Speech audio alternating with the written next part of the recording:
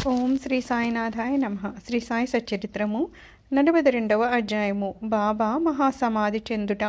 ముందుగా సూచించుట. రామచంద్ర దాదా పాటీలు తాత్యా కోతే పాటీలను చావులను తప్పించుట. లక్ష్మీబాయి సింధేకు దానము. చివరి దశ.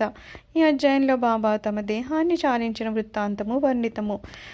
గత అధ్యాయాల్లో చెప్పిన లీలలు బాబా కృపయను కాంతిచే ఐహిక జీవితమందలి భయమును ఎటుల త్రోసివేయగలమో, మోక్షమునకు మార్గమును నెట్లి తెలుసుకొనగలమో, మన కష్టాలను సంతోషంగా ఎట్లు మార్చగలమో చెప్పును. సద్గురుని పాదారవిందాలను జ్ఞప్తి అందించుకొనినచో మన కష్టమును నశించును, మరణము దాని నైజమును కోల్పోవును, ఐహిక దుఃఖాలు నశించును. ఎవరైతే తమ క్షేమమును కోరెదరో వారు శ్రీ సాయి లీలలను జాగ్రత్తగా వినవలెను. అది వారి మనస్సును పావనం చేయును. ముందుగా సూచించుట. చదువర్లింతవరకు బాబా జీవిత కథలను వింటిరి. ఇప్పుడు వారు మహాసమాధికి ఎట్లు పొందిరో వినుదముగాక. 1918 సెప్టెంబరు 28వ తేదీన బాబాకు కొంచెం జ్వరం తగిలేను. జ్వరము 2-3 దినములు ఉండెను. కానీ అటు తర్వాత బాబా భోజనమును మానెను. అందుచేత క్రమంగా బలహీనులైరి. 17వ రోజు అనగా 1918వ సంవత్సరము అక్టోబరు 15వ తేదీ మంగళవారము 2:30 గంటలకు బాబా భౌతిక శరీరాన్ని విడిచిరి. ఈ విషయమును 2 సంవత్సరములకు ముందే బాబా సూచించిరి. కానీ అది ఎవరికి బోధపడలేదు. అది ఇట్లు జరిగెను. 1916వ సంవత్సరము విజయదశమి నాడు సాయంకాలము గ్రామంలోని వారందరూ సీమోల్లంఘనం అనర్చి తిరిగి వచ్చుచుండగా బాబా హఠాత్తుగా కోపోద్రిక్తులైరి. సీమోల్లంఘనమనగా గ్రామపు సరిహద్దును దాటుట. బాబా తమ తలగుడ్డ కఫిని లంగోటి తీసి వానిని చించి ముందున్న దునిలోనికి విసిరివేచిరి. దీని మూలంగా దుని ఎక్కువగా మండుచున్నది. ఆ కాంతిలో బాబా మిక్కిలి ప్రకాశించెను. బాబా అక్కడ దిగంబరుడై నిలిచి ఎర్రగా మండుచున్న కండ్లతో బిగ్గరగా ఇట్లు అర్చెను. ఇప్పుడు సరిగ్గా గమనించి, నేను హిందువునో మహమ్మదీయున్నో చెప్పుడు. అచ్చట ఉన్న ప్రతివాడు గడగడా వణికిపోయెను. బాబా వద్దకు పోవుటకు ఎవ్వరునూ సాహసించలేకపోయిరి. కొంతసేపటికి భాగోజీ సింధే కుష్ఠవ్యోగ భక్తుడు ధైర్యంతో దగ్గరికి పోయి లంగోటిని కట్టిట్లనెను, బాబా సీమోల్లంఘనం నాడు ఇదంతయు ఏమి అని. ఈరోజు నా సీమోల్లంఘనము అంచు బాబా సటకాతో నేలపై కొట్టెను. బాబా రాత్రి 11 గంటల వరకు శాంతించలేదు. ఆ రాత్రి చావడి ఉత్సవం జరుగునో లేదో అని అందరూ సంశయించిరి. 1 గంట తర్వాత బాబా మామూలు స్థితికి వచ్చెను. ఎప్పటి వలనే దుస్తులు వేసుకొని చావడి ఉత్సవమునకు తయారయ్యను. ఈ విధంగా బాబా తాము దసరా నాడు సమాధి చెందుదుమని సూచించిరి. కానీ అది ఎవ్వరికి అర్థం కాలేదు. దిగువ వివరించిన ప్రకారము బాబా మరి ఒక్క సూచన కూడా చేసిరి. రామచంద్ర తాత్యా కోతే పాటీల మరణము తప్పించడము. ఇది జరిగిన కొంతకాలం పిమ్మట రామచంద్ర పాటీలు తీవ్రంగా జబ్బుపడెను. అతడు చాలా బాధపడెను. అన్ని ఔషధాలు ఉపయోగించెను. కానీ అవి గుణమునివ్వలేదు. నిరాశ చెంది చావుకు సిద్ధంగా ఉండెను. ఒకనాడు నడిరేయి బాబా అతని దిండు వద్ద నిలిచెను.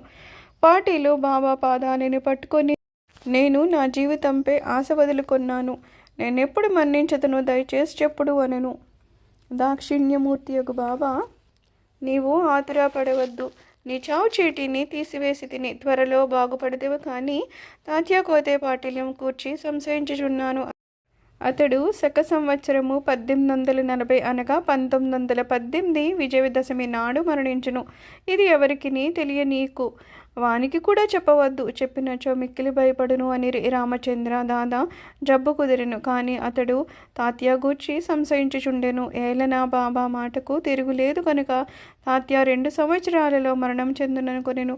దీన్ని రహస్యంగా ఉంచెను. ఎవరికి తెలియనీ లేదు. కానీ బాలాషింపికి మాత్రమే చెప్పాను. రామచంద్ర పాటీలు బాలాషింపి ఈ ఇరువురు మాత్రమే తాత్యా గూర్చి భయపడుచుండిరి.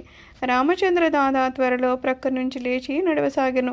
కాలము వేగంగా కదిలిపోయెను. 1918 భాద్రవదము ముగిసెను. ఆశ్వేజమాసము సమీపించుచుండెను. బాబా మాట ప్రకారము తాత్యా జబ్బుపడెను. మంచం పట్టెను. అందుచే బాబా దర్శనానికై రాలేకుండెను. బాబా కూడా జ్వరంతో ఉండెను. తాతయ్యకు బాబా యందు పూర్తి విశ్వాసం ఉండెను. బాబా శ్రీహరిని పూర్తిగా నమ్మి ఉండెను. దైవమే వారి రక్షకుడు. తాతయ్య రోగము అధికమయ్యను. అతడు కదలలేకపోయెను. ఎల్లప్పుడూ బాబానే స్మరించుచుండెను. బాబా పరిస్థితి కూడా క్షీణించెను. విజయదశమి సమీపించుచుండెను. రామచంద్ర దాదాయి బాలాశింపియు తాతయ్య గూర్చి మిగులు భయపడిరి. వారి శరీరాలు వణుకజొచ్చెను. శరీరమంతయు చెమటలు పట్టెను. బాబా నుడివిన ప్రకారము తాతయ్య చావు దగ్గరకు వచ్చెననుకునిరి. విజయదశమి రానే వచ్చెను. తాతయ్య నాడి బలహీనమయ్యను. త్వరలో ప్రాణము విడుచునని అనుకునిరి. ఇంతలో గొప్ప వింత జరిగెను. తాతయ్య నిలచెను. అతని మరణము తప్పెను. అతనికి బదులుగా బాబా దేహత్యాగం చేసెను. వారిలో వారు మరణము మార్చుకున్నట్లు కనిపించెను. బాబా తన ప్రాణమును తాతయ్య కోసము సమర్పించెనని జనులు అనుకొనిరి. బాబా ఎందుకు ఇట్లు చేసెనో బాబాకే తెలియను. వారి కృత్యములు అగోచరములు. ఈ విధంగా బాబా తమ సమాధిని సూచించిరి. తమ పేరుకు బదులు తాతయ్య పేరు తెలిపిరి. ఆ మరుసటి ఉదయము అనగా అక్టోబర్ 16వ తేదీన పండరీపురంలో దాసగణకు బాబా స్వప్నమున సాక్షాత్కరించి ఇట్లనిరి. మసీదు కూలిపోయింది. వర్తకులు నన్ను బాగా చికాకు పెట్టిరి కనుక ఆ స్థలమును విడిచిపెట్టినాను. ఈ సంగతి నీకు తెలియజేయడానికి వచ్చినాను. వెంటనే అక్కడకు పొమ్ము. నన్ను చాలినన్ని పుష్పములచే కప్పుము. షిరిడి నుండి వచ్చిన ఉత్తరం వలన కూడా దాసగణుకి ఈ సంగతి తెలుసను. అతడు వెంటనే శిష్యులతో షిరిడీకి చేరును. భజన కీర్తన ప్రారంభించను. బాబాను సమాధి చేయుటకు ముందు రోజంతయు భగవన్నామస్మరణ చేసెను. భగవన్నామస్మరణ చేయుచు ఒక చక్కని పువ్వుల హారంను స్వయంగా గుచ్చి దానిని బాబా సమాధిపై వేసెను. బాబా పేరుతో అన్నదానం చేశాను. లక్ష్మీబాయి సింధేకు దానము. దసరా లేదా విజయదశమి హిందువులకు గొప్ప శుభ సమయము.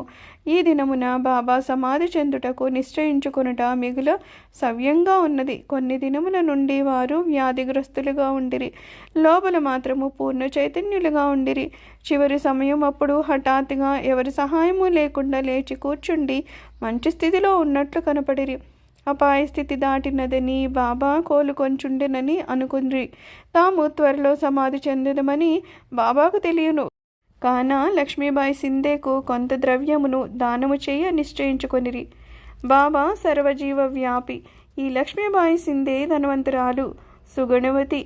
రాత్రింబవళ్ళు ఆమె మసీదులో బాబా సేవ చేయుచుండెను. రాత్రి సమయమునందు భక్త మహల్సాపతి, తాత్య, లక్ష్మీబాయి సింధే తప్ప తదితరులు ఎవ్వరికి మసీదులో కాలు పెట్టుటకు ఆజ్ఞ లేకుండెను. ఒకనాడు సాయంకాలము బాబా మసీదులో తాత్యతో కూర్చుని ఉండగా లక్ష్మీబాయి సింధే వచ్చి బాబాకు నమస్కరించెను. బాబా ఇట్లన్ను, ఓ లక్ష్మి, నాకు చాలా ఆకలి వేయుచున్నది. వెంటనే ఆమె లేచి, కొంచెము సేపు ఆకుము, నేను త్వరలో రొట్టెను తీసుకొని వచ్చుదను అనెను. అనిన ప్రకారము ఆమె త్వరగా రొట్టె కూర తీసుకొని వచ్చి బాబా ముందు పెట్టెను. బాబా దాన్ని అందుకొని ఒక కుక్కకు వేసెను. లక్ష్మీబాయి ఇట్లా నిగెను, ఇది ఏం బాబా, నేను పరిగెత్తుకుని పోయి నా చేతులారా నీ కొరకు రొట్టి చేసి తిని, నీవు దాన్ని కొంచెమైనను తినక కుక్కకు వేసితివి. అనవసరంగా నాకు శ్రమ కలిగజేసితివి.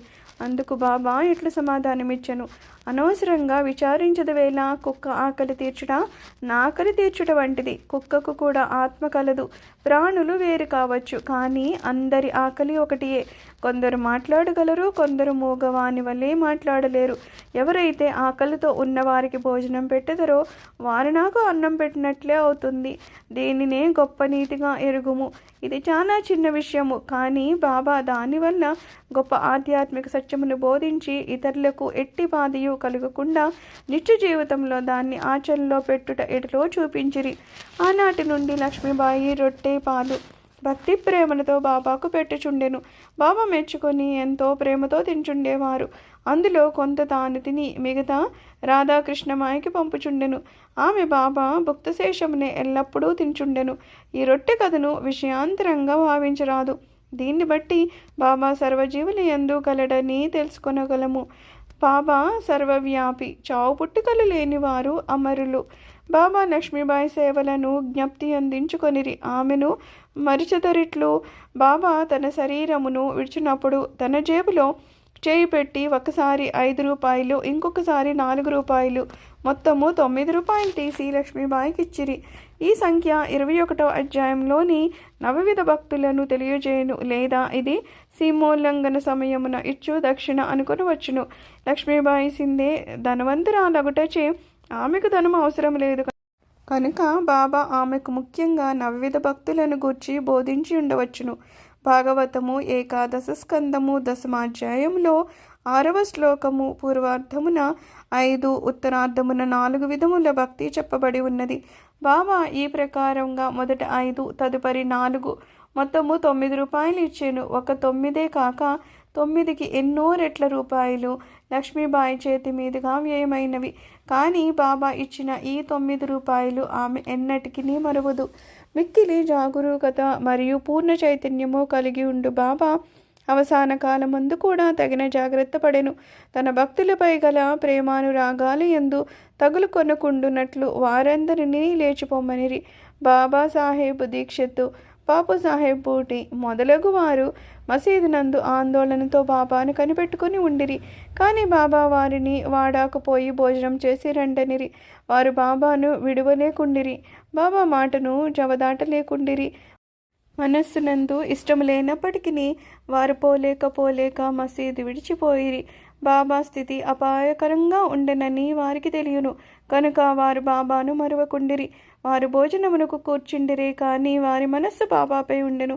వారు భోజనం పూర్తి చేయకమునిపే బాబా తమ భౌతిక శరీరమును విడిచెనని వార్త వచ్చెను. భోజనాలను విడిచి అందరూ మసీదుకు పరిగెత్తిరి. బయాజీ అప్పాకోతే పై బాబా దేహము ఒరిగి ఉండెను. వారు నేలపై గాని తమ గత్తెపై గాని పడలేదు. తమ స్థలంలో ప్రశాంతంగా కూర్చుండి తమ చేతితో దానము చేయుచు శరీరం విడిచిరి. యోగులు శరీరము ధరించి ఏదో పని మీద భూలోకానికి వత్తురు. అది నెరవేరిన పిమ్మట వారెంత నెమ్మదిగాను సులభముగాను అవతరించిరో అంత శాంతంగా వెళుతురు. శ్రీ సాయినాథాయ నమః. 42వ అధ్యాయము సంపూర్ణము. సద్గురు శ్రీ సాయినాథ అర్పణమస్తు. శుభం భవతు.